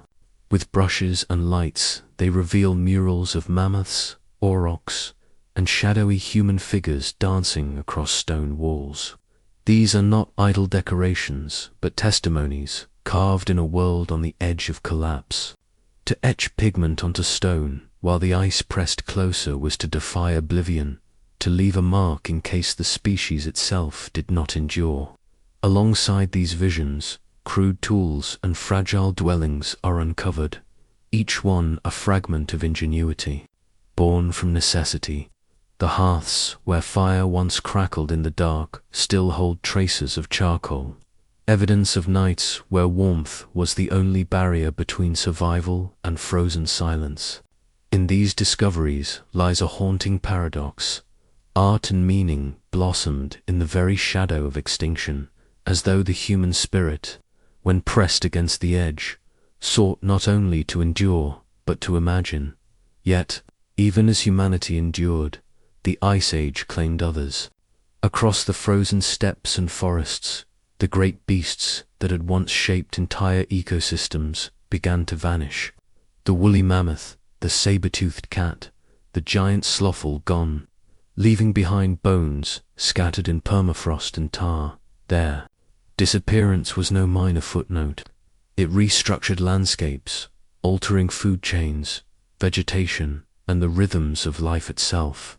Whether by climate shifts or human hunting, their loss reverberated through the environment that humans depended on, forcing adaptations that may have spurred innovation but also underscored how fragile life is when the giants of an ecosystem fall.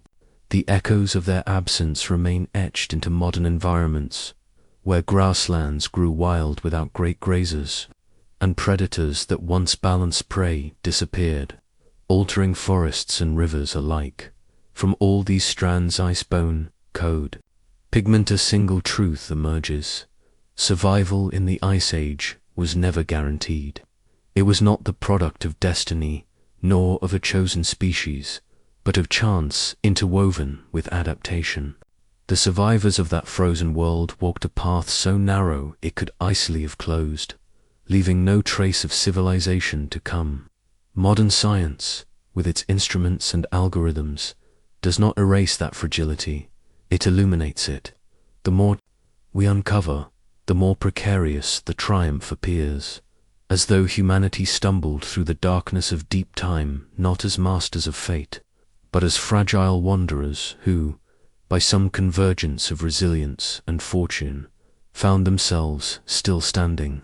When the ice began to retreat, the Ice Age was not merely an epoch of cold. It was a crucible, a trial by ice in which the human lineage was tempered. Entire landscapes froze into silence, and with them, the future of a young species seemed uncertain.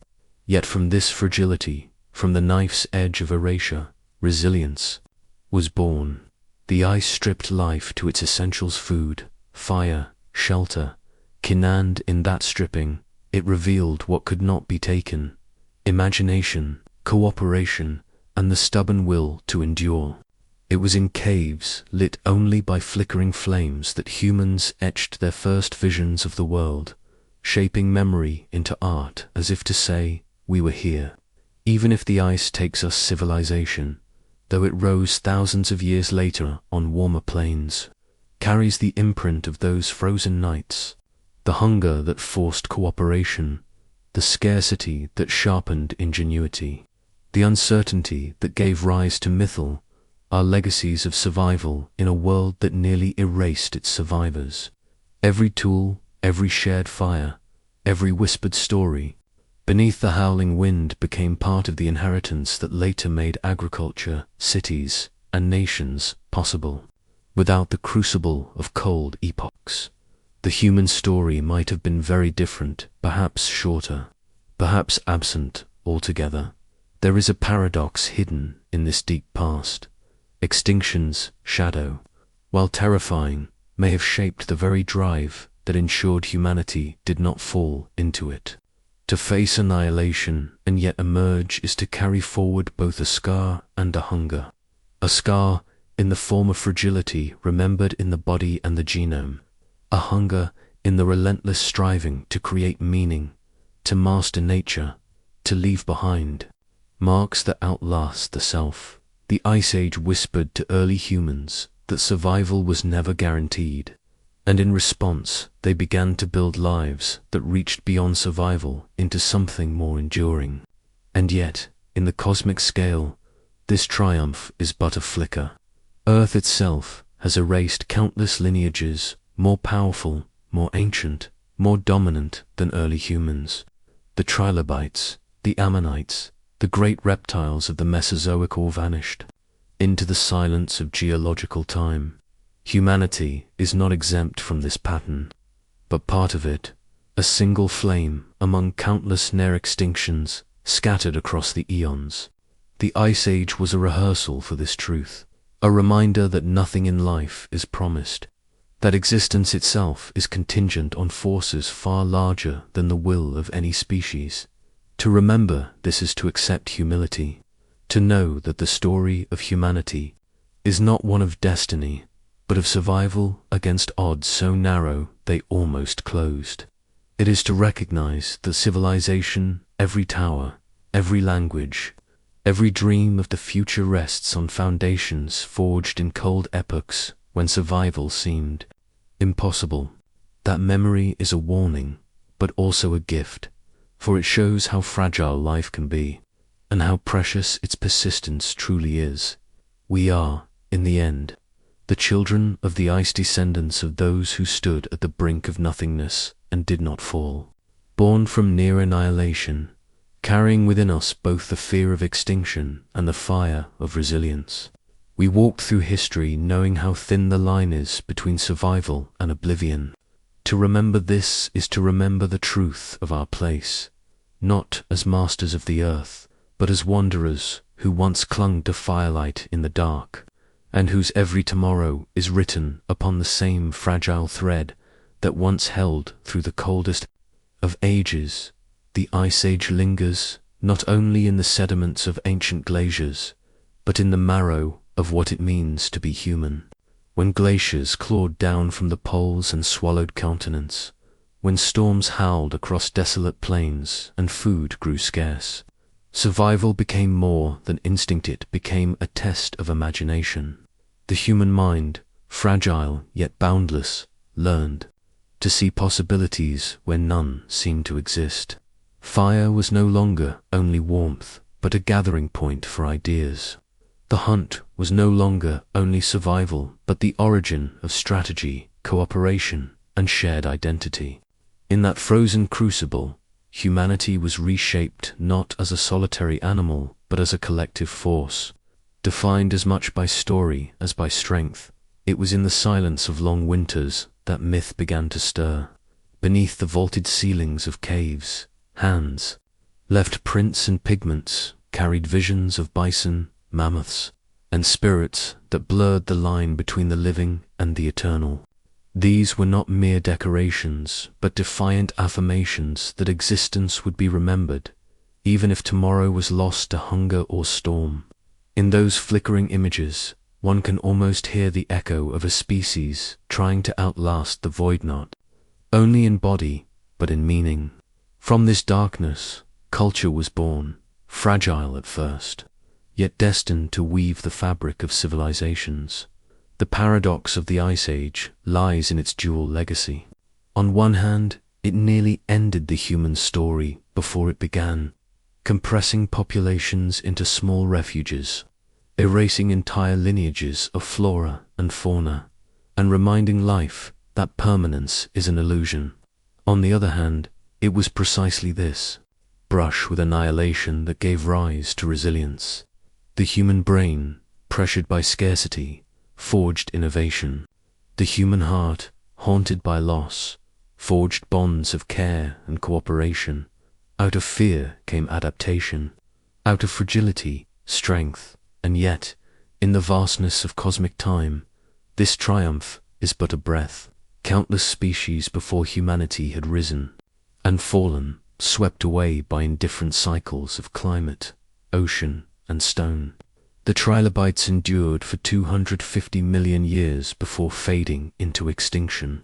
The great reptiles ruled for an age only to vanish when the earth shifted beneath them. Humanity has walked only a moment compared to their reign, yet already claims mastery over the planet. The Ice Age offers a sobering reminder. Mastery is an illusion, survival a temporary grace. One shift in climate, one cosmic accident, one unseen upheaval, and even the brightest flame may be extinguished. Still, within that fragility lies a strange beauty. To know how near humanity came to silence is to know the value of every spoken word, every breath, every fragile moment of continuity. Civilization, in all its complexity, rests upon the ashes of winters that almost erased it. The shadows of those glacial nights linger in the myths of floods, in the fear of endless cold, in the instinctive drive to prepare for what may come. They are woven into the rhythm of the species itself, quiet pulse reminding that survival is never owed, but always earned.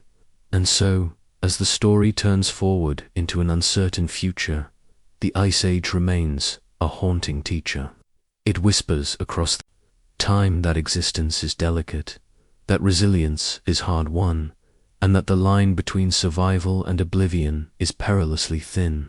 We are not conquerors standing above nature, but children of the ice, descendants of those who clung to life when the world itself seemed intent on erasure.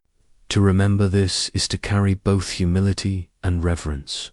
Humility for the forces that shaped humanity's path, and reverence for the fragile fire that endures still.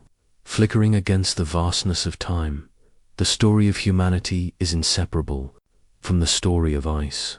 Though the Earth has known countless epochs of warmth and cold, the last ice age cast its shadow over the very moment our species came of age. It was an age of peril, an age of hunger, and an age when the survival of Homo sapiens was reduced to its thinnest thread. Yet paradoxically, it was also an age of awakening. The glaciers, in their merciless advance, forced humanity to discover the essence of resilience, not as a choice, but as a necessity. Every fire lit against the cold, every tool shaped from bone and stone, every bond of cooperation between kin, was a declaration that life would not surrender. From these small acts of survival grew the seeds of something greater: culture, imagination, and the beginnings of civilization itself. The Ice Age was more than a geological epoch. It was a crucible that stripped existence to its bones. Within the frozen silence of its centuries, humanity learned lessons that reverberate still. Scarcity was not only an obstacle, but a teacher, instructing that survival could not be achieved through strength alone. Intelligence, adaptability, and the ability to share knowledge became as vital as fire. Where other creatures perished, unable to adjust to shifting ecosystems and collapsing food chains, humans found ways to endure. They followed migrating herds across endless tundras, devised clothing from skins that defied the frost, and transformed caves into sanctuaries of both shelter and meaning. Each act of endurance was not merely biological but cultural, inscribing in memory that life is precious because it is fragile. In this way, the Ice Age carved a paradox into the human spirit. The very epoch that nearly extinguished humanity also forged the conditions for its flowering.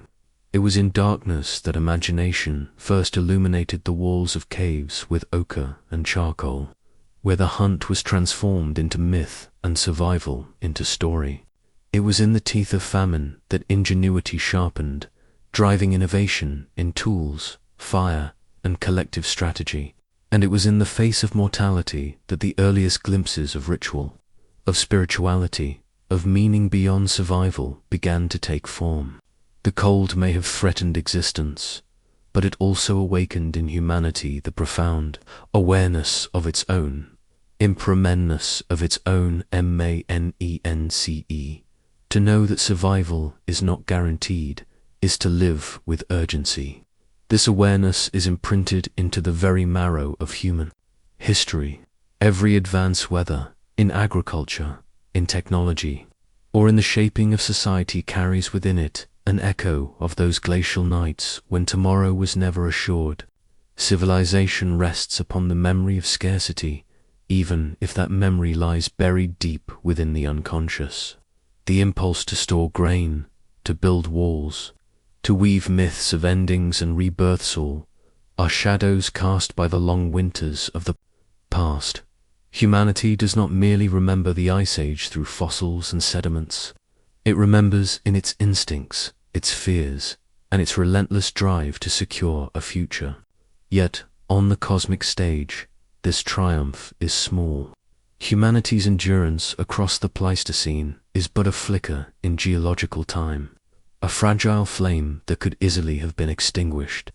The trilobites thrived for 250 million years before vanishing. The great dinosaurs ruled for over 160 million years before a sudden cataclysm swept them away. Humanity's existence so far spans less than 500,000 years, a brief note in Earth's deep symphony. The Ice Age serves as a reminder that survival is never destiny but contingency shaped by chance, by climate, by cosmic accidents beyond the reach of any species. To survive one crucible does not mean immunity from the next. And yet, within this fragility lies an extraordinary truth. The very improbability of survival makes human existence luminous. The fact that civilization rises from a lineage that almost ended in frozen silence renders every city skyline, every language spoken, every work of art a triumph against impossible odds. Humanity is a species that should, by many measures, not be here at all. Its continuity is the result of countless moments of chance-safe refuges found just in time, fires that did not go out, migrations that succeeded against the wilderness. To exist is already a miracle, written not in myth but in the austere record of climate and stone, beneath the veneer of civilization. The scars of the Ice Age remain etched into the human genome, subtle yet profound. Modern genetic studies reveal bottlenecks in our ancestry moments when the human population dwindled to perhaps a few thousand individuals. These were not merely numbers, they were intimate struggles against annihilation, a reminder that the survival of a species is never guaranteed. Within each surviving lineage, adaptations to cold, scarcity, and danger were preserved, forming a living record of endurance written in DNA. Every gene carries a story of those who endured famine, storms, and predators whispering across millennia, of what it means to survive not through dominance, but through perseverance, ingenuity, and sometimes sheer luck. The Ice Age also shaped the architecture of human society. Necessity demanded cooperation. No individual could withstand the merciless cold alone. Fire became not only a tool for warmth, but a nucleus around which families and clans gathered, exchanged knowledge, and nurtured trust. Shelters were more than protection. They were incubators of communication, innovation, and culture. Language, once fragile and tentative, grew in the crucible of survival, enabling coordination over long hunts and across perilous landscapes. In these moments, the foundations of social cohesion were laid, echoing through generations into the complex societies that emerged once the glaciers receded. What began as instinctual survival evolved into culture, and culture into civilization. Yet, alongside triumph was loss. The Ice Age was ruthless, claiming entire species that had roamed the earth for millennia. Mammoths, giant sloths, and saber-toothed cats vanished, leaving ecosystems irrevocably altered. Humanity survived not merely by adaptation, but in a world emptied of familiar giants, forced to navigate a new ecological reality. These extinctions were both tragedy and crucible, reshaping food sources, migration patterns, and human strategy. Each disappearance was a lesson encoded into human memory, an early understanding that survival was interdependent, not only on intelligence and fire, but on the fragile equilibrium of the natural world. Art and myth, arising from this shadowed epoch, are the echoes of survival turned inward, transformed into meaning. Cave paintings, carvings, and symbolic artifacts speak to a consciousness deeply aware of mortality, of the precariousness of existence. Depictions of bison, mammoths, and enigmatic human figures are not merely representations of the world, they are meditations on being itself. In placing pigment upon stone, humans sought to assert presence against the vast, indifferent cold, to claim continuity against forces that could have erased them entirely. The Ice Age, in its brutal sweep, shaped not only bodies and behaviors, but the very contours of human imagination. On a cosmic scale, this reflection is humbling. Humanity's endurance is one of countless near misses that have punctuated the history of life, from mass extinctions to supervolcanic eruptions and asteroid impacts. Life has been tested repeatedly and often extinguished. The Ice Age was one of these crucibles, a chapter in an immense ongoing narrative where survival is provisional and fleeting. To recognize this is to appreciate both the fragility and the brilliance of existence. Humanity, though temporarily triumphant, is not exempt from the universe's indifferent rhythms. It is one flame among many that have flickered and vanished in the corridors of time. The memory of near extinction carries ethical weight. To remember that survival hung on the narrowest threads is to understand the responsibility inherent in continuity. Civilization, technology, and culture are not merely achievements. They are inheritances of a species that once teetered on the brink. To squander the wisdom of the past, to ignore the lessons of ecological fragility, is to flirt with the same forces that once threatened to erase humanity entirely. The Ice Age, distant though it may seem, casts a shadow across the present, warning that endurance requires vigilance, foresight, and respect for the delicate balances upon which life depends.